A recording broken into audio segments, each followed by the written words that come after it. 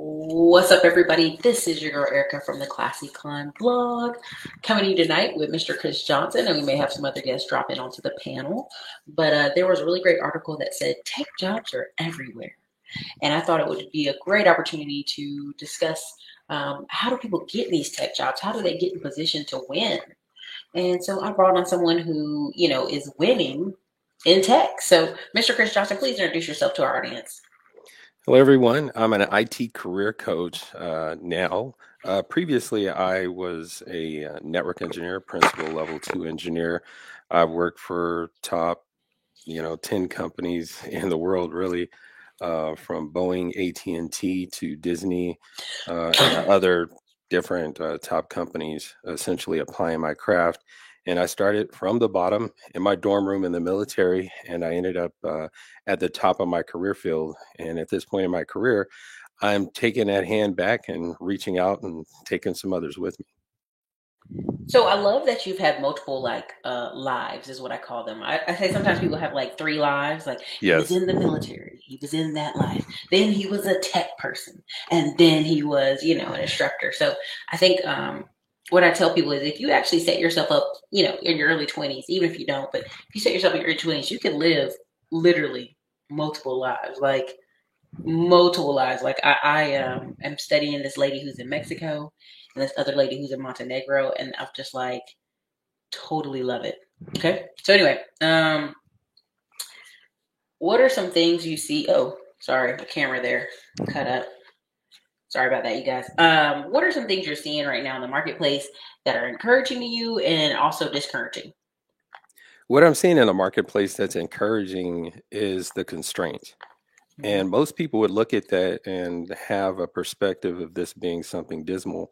But people who apply their craft and practice craftsmanship and have standards or values of excellence, this is opportunity for us Mm-hmm. because we've been practicing our craft. And usually, what happens is when the market is good, you get a lot of fluff, meaning a lot of people who enter the career field of IT and they treat it like a job. Whereas it needs to be treated like a career because it's something that has to be treated with consistency because the way you have to study. So what this does is it's pretty much going to weed people out. That's what happened during the dot-com crash. I was excited about it because I knew that I was the real deal. Mm-hmm. And I knew that all these other people were just jumping in because it was a cool thing to do. It was the it thing at that time. And now you can clearly see that people who was using IT for money or seeing it as a hobby, it separates those who had a passion for it, who IT was inside of them, whereas the other people, they were looking at what they can get from IT, but Mm-hmm. people like me were looking at what can I add to the technology realm. And I think what happens is once people really get their foot in the door, uh, hopefully a lot of those people will get like a passion for it, a bug, the bug, Yes, but not everybody will. I just thought this absolutely. was super interesting here. Now, there's something Tamika says all the time: don't get stuck at help desk. And so I looked at the top 10 in-demand jobs, right, for 2021. At the bottom, of course, is help desk and desktop support professionals. Yes. First tier is 35,000, third tier is 50, right? But Hmm. it kind of you're just stuck there. It gets up to 82,000, but it's literally stuck there. Now, if you start going software network administrator, like I've talked to you guys about Austin, software developer, mobile application developer, system analyst, database administrator, cloud architect, security professional, information systems, network, cloud, crazy different levels in pay. Absolutely. Uh, on on the fast track to IT, what I emphasize is how to make six figures in IT. Mm-hmm. And I created that particular course because I've seen it, just like Tamika was saying. I've seen people get stuck in the help desk because you're making consistent pay. Mm-hmm. Nobody really wants to do it. And then you stay there long enough to be really good at it, whereas most people use it as a stepping stone. And one of the reasons that people get stuck in the help desk is because they really didn't have a plan. And so me becoming an IT career coach is pretty much telling people, yeah, there's opportunity in IT, just like there's opportunity in many other industries. But in IT, there's so much that you can do that if you don't narrow it down and be purposeful about planning it out to reach it, and if you don't know how to do that, you need an IT career coach who can pretty much hold your hand, counsel you through certain things that are happening in your career so that you won't be swayed by different technologies that are coming. And what people do in the help desk is they say, oh, Cisco is the coolest thing to do now. So they study Cisco. Security is a cool thing to do. Oh, you know what? I'm going into DevOps. That's a cool thing to do. And pretty much the 8 years have gone by and you're just mastered help desk. So they're going to keep you there. The management is not going to put you in a situation where you've got a certification in Cisco, Microsoft, you know how to manage databases. That's good general knowledge, but you never mastered any craft. You didn't reach out to ask to be mentored by someone that you aspire to be. So you really didn't specialize in anything. In the course, How to Make Six Figures on IT, I tell people you need to master one craft, and you need to be like, hey, this is what I'm going to stick to. I describe it like being a sniper. You need to just know how to do one thing, and then everything else you need to be a generalist to have a working knowledge. Gotcha. Yeah, this just funny because I always hear her say, "Don't get stuck at help desk," and I'm like, "Why is that?" And then I see it, I'm like, Yeah, "Ah." it's that I watched it my whole career, and I just my heart goes out because I go into the help desk, and these people, they reach out to me, but I can clearly see they don't have a plan, they don't have passion, they hmm just want money, they want hmm the perks. That can be tough. So it said the number one state. It was ranking Washington as the number one state, of course, with all these bachelor and engineering degrees. But I just, it's got Massachusetts on there, but if you can see here, Texas, of course, is taking it up the top. Hmm. But you see the green there. It's talking about kind of where's hiring, who's hiring. Hmm. And I just always find these websites super interesting because even this one, tech jobs hold up remarkably well as U.S. hiring lows. It's like the Hmm. old saying that you could be safe if you're a nurse or you're tech, right? Yes. Um, so they added over 16,000 jobs in April, and the sector has another 60,000 positions in 2021. Um, I mean, that's just crazy to me. Yeah, there's a lot of growth and a lot of opportunities. And one thing I want to point out is the fact that, do you notice how you're saying these articles are interesting? hmm And you sound very genuine, and I believe that you're genuine. And what I find is that people who are in the industry, hmm Erica, they don't research stuff like this. They act as I if they believe it. treat it like a job. This is what I mean by treating it like a job. They're not worried about what's going on around them. Ah, So they don't know these statistics and this data, and they just kind of are living in this bubble, and they're excited about their paycheck, and so they become valuable to a company, but they don't become valuable to the industry of technology. hmm Okay, so when you understand the market, like you're being able to look at what's going on the outside, what's impacting. Okay, there's a low supply of the microchips, right? So hmm someone's being innovative and they're making find another way to do something. And what that does is that keeps people abreast to what's going on in the industry so that they can use their craft to level up even higher than a job or a career.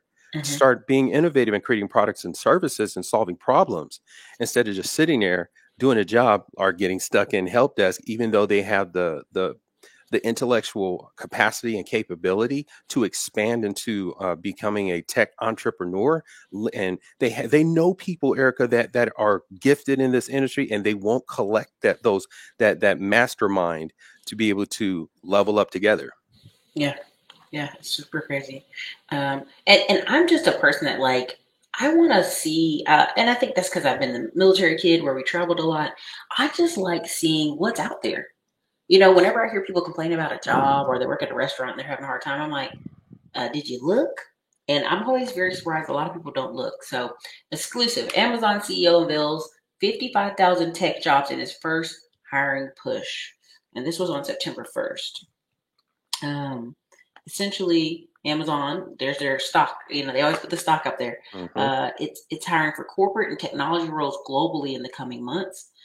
That's equal to more than a third of Google's headcount as of June 30th and close to all of Facebook. Here. Oh, whoops. It hopped. Hold on. Pull it back down.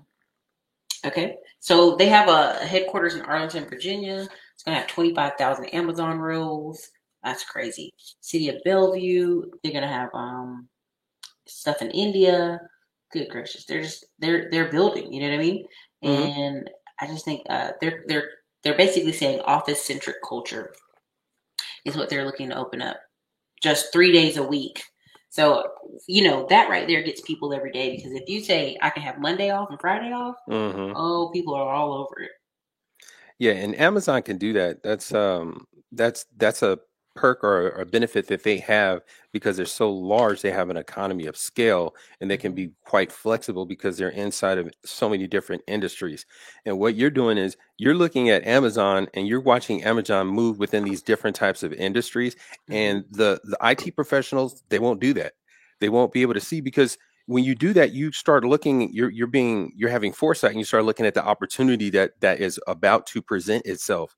And in IT, if you know, it moves fast pace and it's involves a lot of innovation and a lot of rapid movement, but yet the professionals themselves, they won't they won't even behave like the industry does. They Okay. won't stay ahead. They won't not, you don't necessarily have to predict, but at least have an educated guess of what you think is going to happen next so that you can prepare yourself as a knowledge worker to put the knowledge in your head so that when a company does expand, you can go over there and apply it. And then you're going to be writing your own check because they're going to need you because you got prepared before everybody else did. Mhm. So then this article from the Opinion New York Times says tech jobs are everywhere. Opinion Peter Coy. As you can see, he said just 2 years ago, basically it's just all of a sudden these cities, 5 cities popped up. In 2019, it was Boston, San Diego, San Francisco, Seattle, and San Jose. That was where 90% of the growth for tech jobs was from 2005 to 2017. He said now they're everywhere, right? So now you're talking about Palo Alto, California to Austin, Texas, right? He's talking about the shift of moving companies. You see here. Here it is right here. West Coast tech companies cast a wider net, where they're just hiring from everywhere, basically. Computer math. It says computer math slash management, engineering, architect, science, and business finance. Here, if you guys can see this right here. They said a lot of times they're checking where the new places are, where are the new jobs. New York, Washington, Boston, Austin, Texas. Um, even Boise, Idaho, and Des Moines, Idaho. So he made a little chart here where they're moving. If you guys are paying attention and screenshotting, this is a great time. So the gray was 2019. The green is 2020, right? So New York, Washington, Austin, Atlanta, Chicago, Dallas, Denver, Phoenix, Charlotte, North Carolina, Detroit. That's why I told him when we were in Detroit this past weekend. I said that. Minneapolis, Philadelphia, Raleigh. Raleigh doubled there. Baltimore doubled. Okay. If you're in Baltimore, no excuses anymore. So is everybody seeing that? They are moving these companies all over the place. What are some of your thoughts on that? My thoughts are that with the health scare going on right now, Mm-hmm. that and the competitive nature of gaining employees, that's very competitive. What happens now is that the market is open to more companies, so the companies have to have better compensation and better compensation packages because now people are accustomed to working from home, whereas 5 years ago, it was just that was just a Get large crazy. benefit to the high level engineers. But in this case, a company in Los Angeles can hire someone who lives in Montana, who's just sitting on a farm, with a laptop and a whole lot of programming skills. And there's a lot of people who were working in the cities who actually did not want to work in the cities, but the money is just so good in IT that Mm-hmm. you let some of those those personal desires go so that you can make that money. But in this situation, the competition is fierce, and what companies are doing is they're saying, "Hey, I know companies are moving to these areas, but I'm Mm-hmm. mostly talking about the sector of employees that are in areas that normally wouldn't have jobs, but they're getting hired because of the flexibility of being able to work remotely or virtually." Well, and also too, if you look at Austin and you look at mostly Dallas and Nashville, they build these. A lot of the homes are built with that 4 bedroom, 3 bath, right, or Hmm. 4 bedroom, 2 bath, or that mother-in-law suite. So people now have that built-in home office. And a lot of people too Yes. also realized during the pandemic how small their apartment was, how small their housing was. And they're like, all right, I'm out of here, right? Got to get bigger and better ASAP. Yes, I was looking at an opportunity years ago to work in Silicon Valley, and the rent was like $2,500, $3,000 for like a one bedroom, one bath. Now, you take some professional now who has the flexibility to work remotely, oh, they're out of there. Like they're going to go to a place like Texas because all the space. I remember, making good money, and I was looking at properties in Texas at the time, thinking to myself, "Oh my goodness, like what I'm paying here in rent, I could buy two homes out there." Mm-hmm. Mm-hmm. Like basically downtown Austin, they got some units, some that overlook the water. They're 5,000 a month. I said I Ooh, could buy $1 million house and that would be my mortgage. No, I'm not yeah, renting that. I just don't even see the common sense in that, right? People are like, exactly. oh, Erica, these people make 15, 20, 30 grand a month. I'm like, yeah, still no, no. Let's just buy a house, right? Yes, Um, exactly. around the corner from there. Chip machine maker ASML will grow into a $500 billion business next year, tech companies expect. So again, when people say, "Oh, Erica, all these jobs are, computer based," no, some of these are literally manufacturing. This is in the Netherlands, but they'll be making some more companies in America. So Dutch firms that has high tech machines use semiconductor manufacturing will see a market valuation from 300 billion to 500 million, 500 billion. And so we saw what happened when we have just one country making all the chips.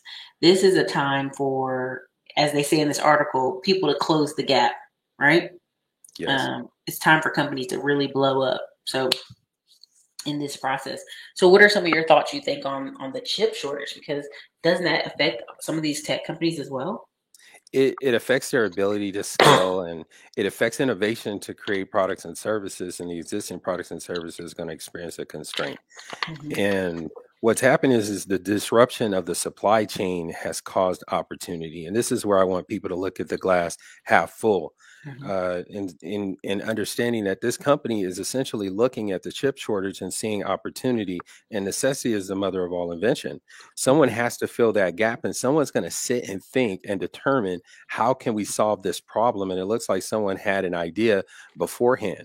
And the thing is, everybody gets to win because the raw materials that get produced, the technical professionals that get hired, the future opportunities based on experiences if people leave these companies, and just the overall benefit it can give to small or large economies. So I think this is a big thing for IT professionals because it means that even though there's going to be a shortage, it won't.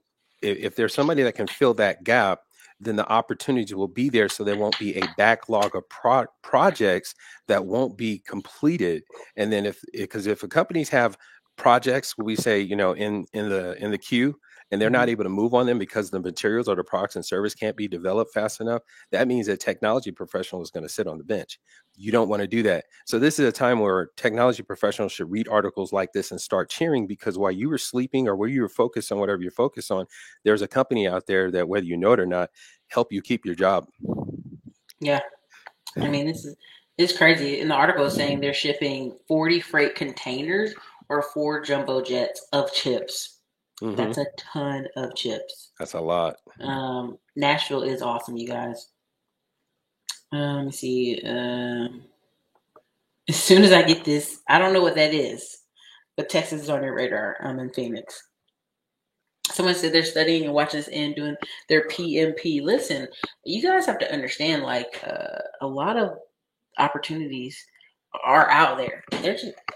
They're out there. You know what I mean? And so I'm doing a little behind the scenes thing where I'm studying to take a couple certs just to show people how hard or not hard they are, because everybody always complains, oh, they're so hard. Anything worth working for is going to be difficult and challenging. So I'm glad you're going from a layperson's perspective and showing them that anyone can do this if you're consistent and you're serious about achieving a plan. Oh, plus Afrotech is coming here to Austin, and I want to be act like oh yeah, totally, yeah. I'm pulling up on the screen now because I was like, they were partying, and it just was a ton of folks. So November 6th and 5th, it'll be here, and then digital and in person will be November 8th through the 13th. So I just think that's hilarious because it's like literally 20,000 Black tech innovators during this series, as far as digital and in person. So again, you guys like when they go to I don't know where they're going to be in Los Angeles. They haven't named it for whatever reason. When they do, I'm gonna be out there too, because that pretty much my November will be. I'll go to Afrotech here. I'll hop on the plane, do Afrotech there, and then on the back end, I think of that. Either I spend that weekend, that like a little bit of time in Las Vegas, and then come back to LA for Todd Millie's conference. It's gonna be crazy. But yeah, you should come to this one because it's in Los Angeles, not that far away. Definitely. But yeah, so I just think really great opportunity. Like I just heard a lot of stuff I haven't even never heard of before, and so it was good to see, and also interesting to see a lot of people making, you know what I'm saying, like $100,000, $200,000, and like oh yeah, it's common. The rent here in the Bay is like $4,000, and I'm like Hmm. for two bedroom. They're like yeah, for two bedroom. It can be really expensive. Yeah, and they ride some kind of bus to work, and I just thought, God bless y'all. Bless you, baby. Uh, but what are some things like, why are people struggling in tech? Do you think it's because they're not taking assessment tests? They're not like gauging their level of competency before they start in tech? What do you think that is? Well, there's 2 points. You got new people who wanna enter, and some people, they don't enter because they're intimidated, they don't know anyone, they don't have a Mm-hmm. coach or a mentor, someone that can just get rid of those cobwebs, because I call them cobwebs because that's just your confusion or fog. You don't really know, but if you knew and you evaluate some of the things you've already done in life, you would look at tech as, "Oh, I can do this." You know what I mean? You would look at it as anything, that you've succeeded in the past. And Mm-hmm. then you got people who are inside of tech who really don't take it serious, and they only want it to make some money, or they just don't know how to operate in the technology industry. Mm-hmm. And I know it sounds surprising. It's just like saying, how are you an engineer in IT and you've been in this for 15 years, but you don't know how to navigate the industry? It's true. You have some people that they were interns, maybe they went to USC and they became an intern at one company, and this is the only company that they know. They literally have not left that one room in the IT industry house. So they don't Mm-hmm. know how to make a sandwich in the kitchen. They don't, they don't know what the other rooms are like, and they're afraid to take that leap. So they made themselves valuable, like I said, to one company, but they didn't make themselves valuable to the IT industry because they never took the industry serious. They took their job serious, but they never took the industry serious. So those are the 2 points.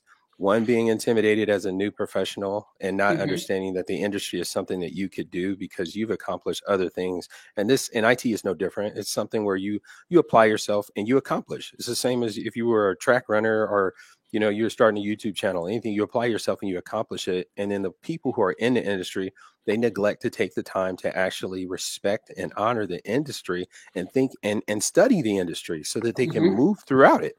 And that's why they stay stuck. There's people who are stuck not just in the help desk. You got people who are stuck in senior engineering levels who should have already moved to becoming an executive or becoming some tech lead.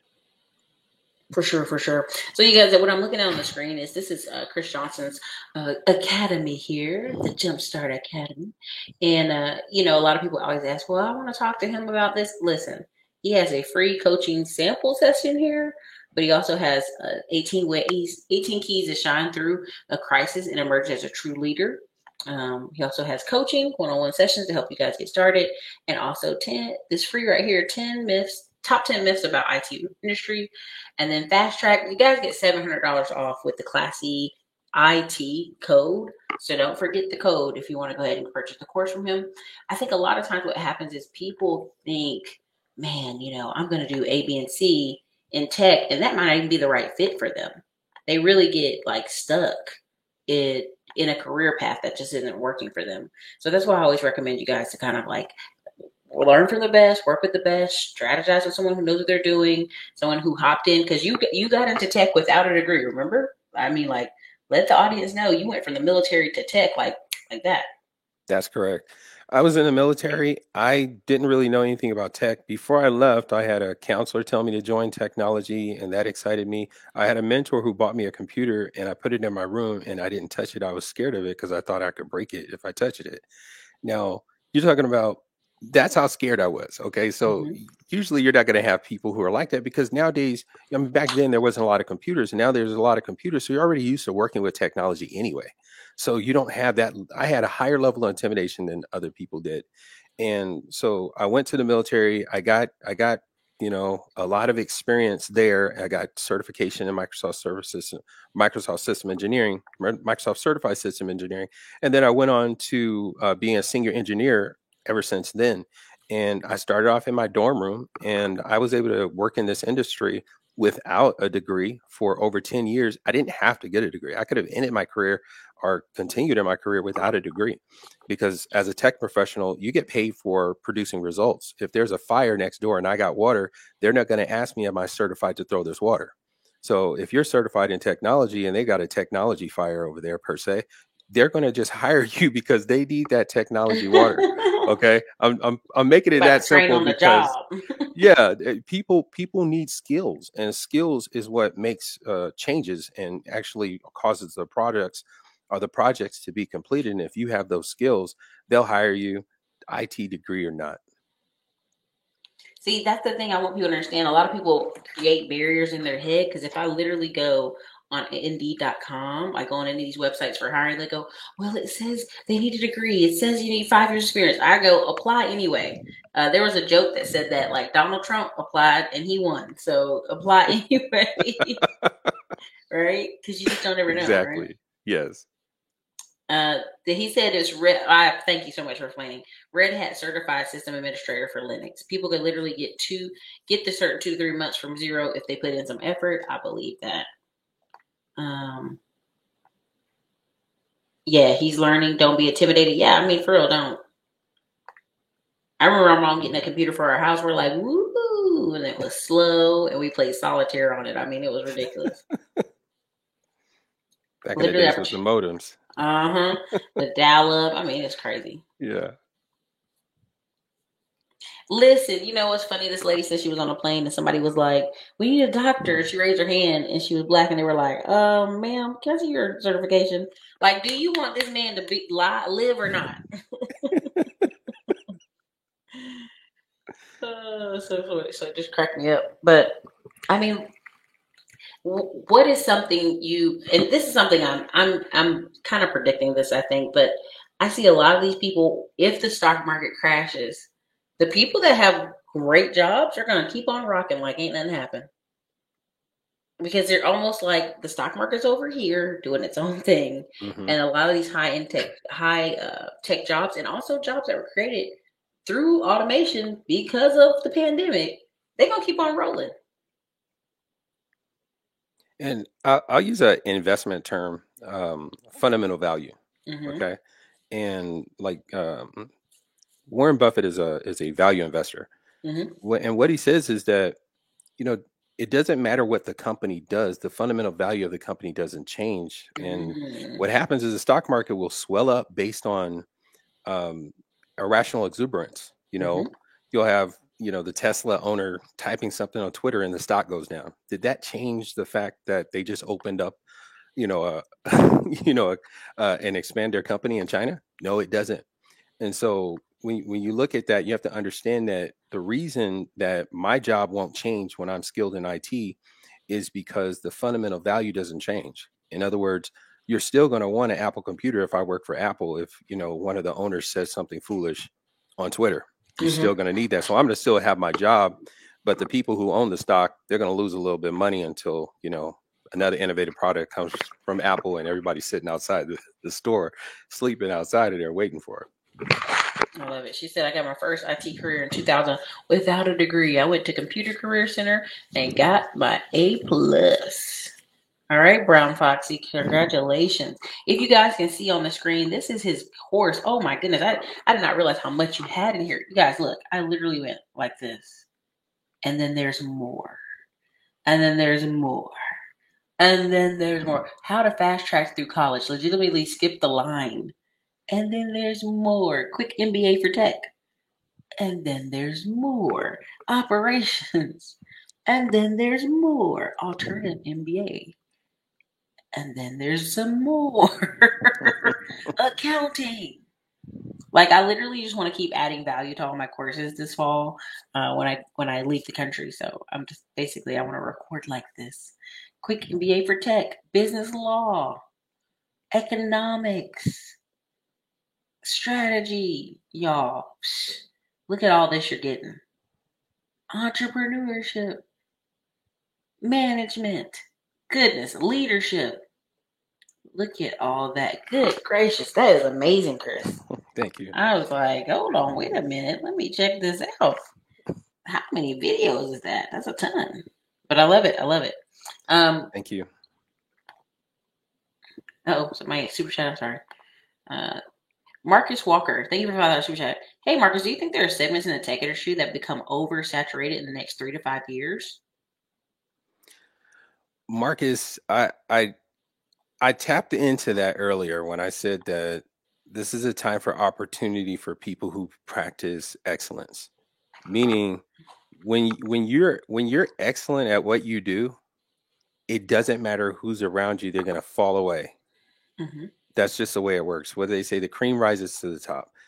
And that's essentially what happens. I watched so many people literally when the dot-com era, I had 7 or 8 interviews in one day. It was ridiculous. I mean, you had people who were going from, construction jobs to putting on a suit and doing an IT interview and getting hired as a system engineer the next day. Literally, that was happening. But what happened was when the bust took place, who was the only one standing? The people who were really good at what they did, who weren't there for money, who weren't there for, a quick opportunity or to get rich quick, because people were getting rich quick in that time. I don't know if you remember, but they were giving out stock options. I had a buddy who had $7.5 million in stock options. And when that bust took place in 2000, what stock options? Like it didn't matter. He lost everything, he was a coulda, woulda, shoulda millionaire, So Marcus, I'll answer that question by saying if Marcus has values that involve being excellent in everything that he does, he has integrity and he's selfless in serving others, then Marcus won't have to worry about oversaturation. The people who are oversaturating need to worry about it. All right, Donnie, thank you so much, Marcus Walker, for a super chat. No degree. I'm 25, making 100K. Can't stress having good projects enough. Congrats. Good job, Donnie.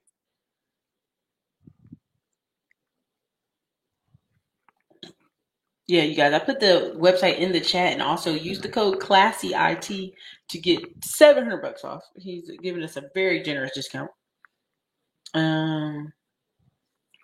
He said you should also discuss IT project management and IT business system analyst positions.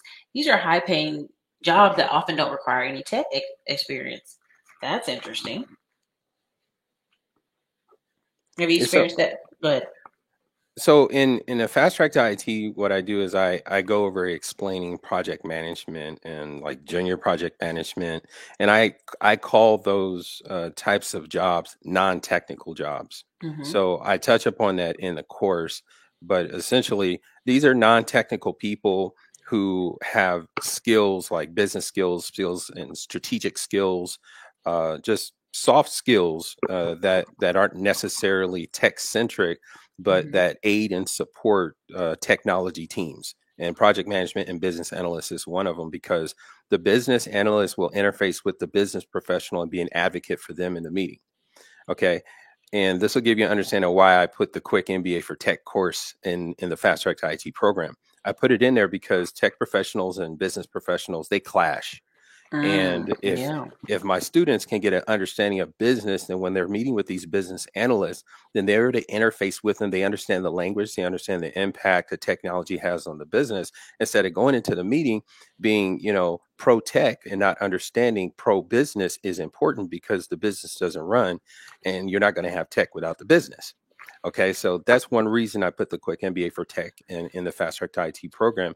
And project management, you're going to have a project manager that will lead technology projects. So that is really critical. The project manager is essentially a person that keeps it all together. Because if you're focusing on network engineering or system engineering, or you're focusing on whatever technology, you're a specialist in the project management or manager will know when your services would be used and how all the pieces fit together to complete the whole to benefit the business. They said, do you need a PMP certification to do project management? I'm gonna tell you, before you answer that. Sorry, here in Austin, there was a time where they were like, "Don't get it, just come in. We'll train you how we want to train you." And that was a real thing happening in Austin for a while. Like, if we like your personality, we think you can come in and you can do the job, we'll train you. Like, it was getting crazy here for a while. But continue. Just like you said, if we like your personality, I just want to touch upon that, meaning that basically, I work for these top companies. I'm skilled in project management. I've managed projects for companies, large companies, and I didn't have any certification. Like I said, the fire, they had a fire, I had the water, and you know what I mean. That it's just that basic. They're like, hey, do you know how to do this? Because they needed somebody who was skilled in networking, because they had a network problem that needed to be solved and was causing millions of dollars to be lost. Okay, so they needed a network specialist, and they needed a project manager, and I was both. So basically, I led the project and I managed the project, and I managed myself as a technology specialist, as a network engineer and another network engineer, and we were able to solve that problem. So in that particular situation, you don't need any certification to be a project manager. You just need to basically be a likable person and a courteous person, so that when you go into an environment, you can fit in. Because I personally wouldn't I've trained project managers like, hey guy, here, I've created their work breakdown structures. I literally have done this, and like took them through. As a senior level network engineer, I did this.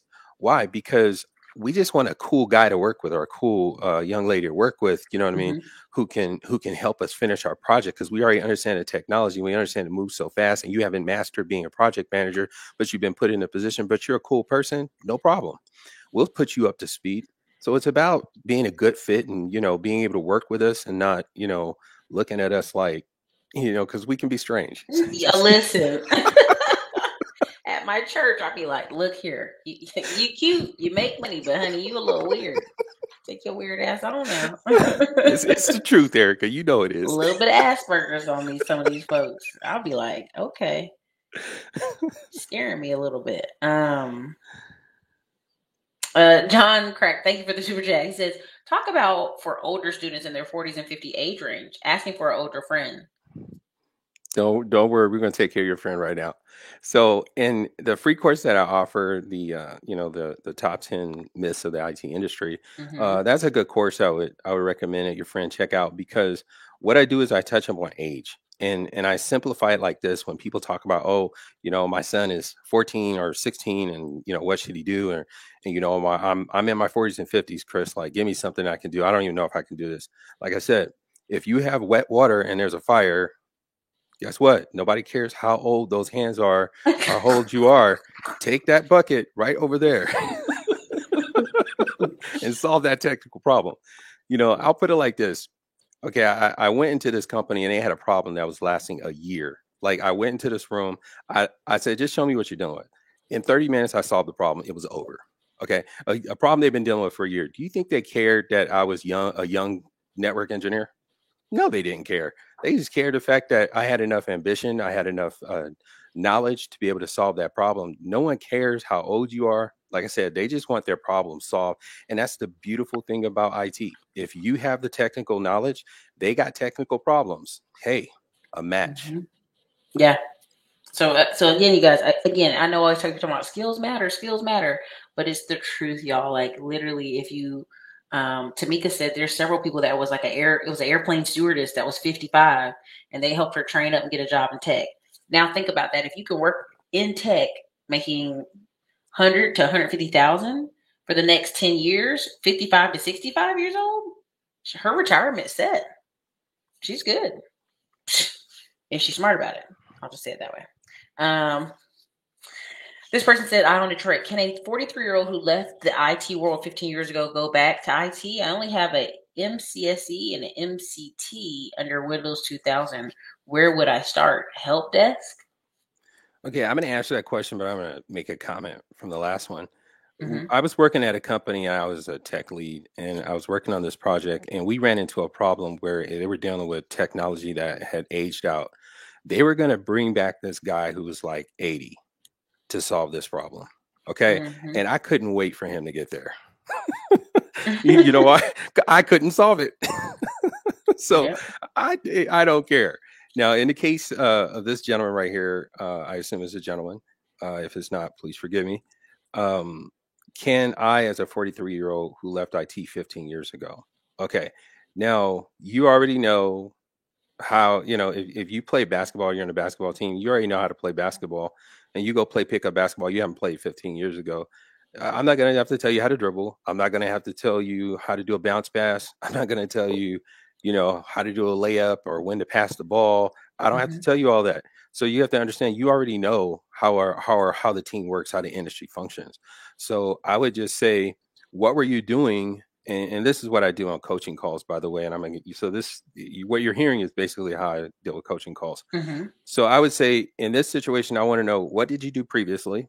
And then when I found out what you did previously, I would figure out how I can leverage that to fast track you into basically making similar or perhaps even more money if we position you by giving you ideas on certifications you can get, or a degree that you can get, so that you could reach your goal. So in that particular case, I would say, generally, yes, absolutely. You already know how the industry works. And yes, I would say what you need to do is, this would be a good thing for a coaching call, so I can get more granular and specific with your particular situation. And then I can work you through it and then fast track you. Yeah.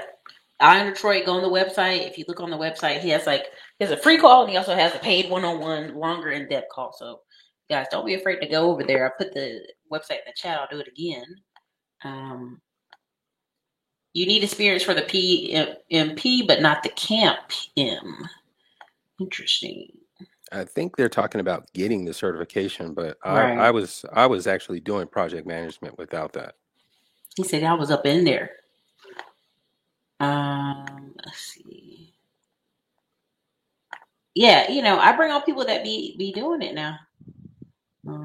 April Hunter said I got into tech at 56. Congratulations, April. Okay, get on in there, girl. Foxy Brown said I'm 45 now. I'm about to learn DevOps. Hey, I feel you. Y'all go on in there now.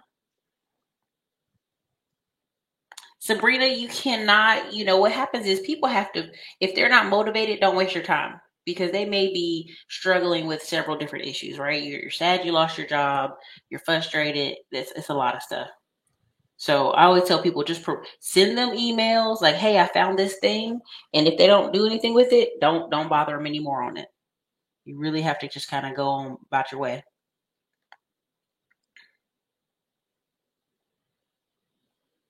They said they will schedule a coaching call with you. Awesome. Okay, and then we'll do this one and kind of wrap it. Look at lower IT positions in your state government. Low pay, but you can definitely leverage their experience into other tech fields. Interesting. Definitely in this situation, Gigi is touching on a good point. Mm-hmm. I view the government jobs as great places to get experience for go-getters. Right. Because, and I'm not getting on people who work for the government, but it moves slow. Okay. It moves very slow. Their projects don't move fast. And I gave you an example, and I'm not getting on any government workers, but where I worked, there was a gentleman. He went in the morning, he would read his newspaper, he would go to lunch, and he would leave, because the consultants like me, we were doing all the work. Mm-hmm. He had the title, but we were the ones doing the work. So I would say, I use the state government or government positions to get experience because there aren't a lot of hungry people in those environments. So you Hmm. can really get a whole lot of experience. And let's say you're getting paid, I don't know, $50,000 to do this government job, but you're getting all these high level projects. You're completing them. You're becoming very successful at your craft. And then all of a sudden, you know what? Year or two later, you're like, hey, I'm getting paid $50,000 here. There's some good benefits, maybe good retirement benefits, but I can go get paid $90,000, $100,000 over here. See you later. That's the situation. That's how I view the government jobs. That's how I use government jobs in my career because it moves too slow and I'm just too ambitious for that type of environment. And I just use them. When I went to college and my skills went down, I went to the government to go get a job. I could build my skills up at a slow pace. And then I went back out there and made a whole lot of money. Hmm. I love it. I love it.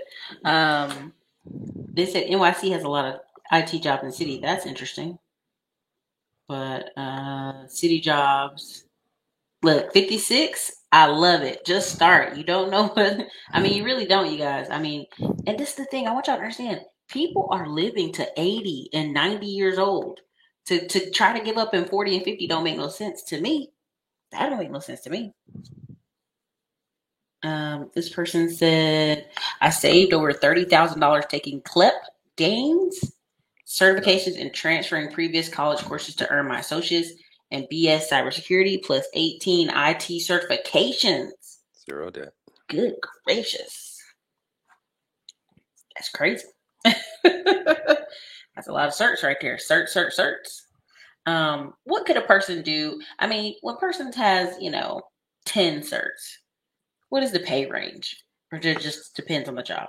It depends on the experience of the person, and it depends on if they specialized in anything. Mm-hmm. Because the reason I say it is because I only had like two or three certs at a time, and I'd be around these guys who had like 20 certifications. Mm-hmm. And I like to tout myself as someone who's not that smart, but I was simply smart enough to specialize into one thing. While this Mm-hmm. guy was being a super generalist and he can have conversations with just about everybody, I can actually do projects with network engineering, and he can talk about certain things on network engineering, security.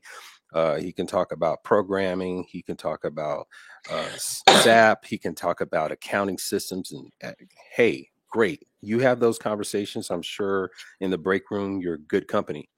But so people who just rack up certifications without a purpose, Mm-hmm. and you're not really going to make a difference and impact. You're just going to tell people I'm super smart, and you are. Oh.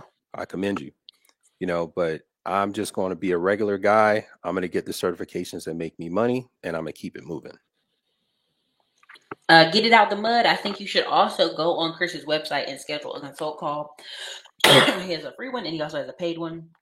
He said he's done nothing but customer service for the past 10 years since graduation. I want to break into IT. What would be my first pivotal move? Don't get stuck at help desk. Exactly. Don't get stuck there. Don't get stuck. Schedule a call with Chris. Here's the website. You can go on there and play around and get the call. Well, congratulations. I'm glad Foxy Brown listened. Dr. Dix be cracking me up. He be like, y'all ain't gonna get nowhere. So anyways, what are something you're looking forward to this fall, Chris? What are some projects you're looking forward to out there?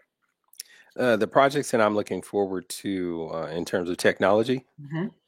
Okay, so what I'm looking forward to is repositioning the Jumpstart IT Academy brand. What I want to do is just make it more useful to people. I've collected information over the past 2 years, and I want to leverage that information to be a better service to the students that are coming on board. Mm-hmm. Oh, good. I love it. Everybody, you guys have been amazing tonight. Thank you for your really hilarious questions. They're in here literally dusting and vacuuming behind me, and I'm just like coughing, like, will y'all chill out? Cleaning this office. Not the faint out here. Okay. So thank you, Chris, for your time, and hopefully next week we'll be on again, and we'll have some more panel guests. I think some of them got lost in the mail, but it's okay. We're gonna definitely hang it out, and then also get your butt to Afrotech so we can record it for some content. You got it. Okay. All right. Have a good night, man. Thank you. All right. Thank you, everybody. Thanks for being here.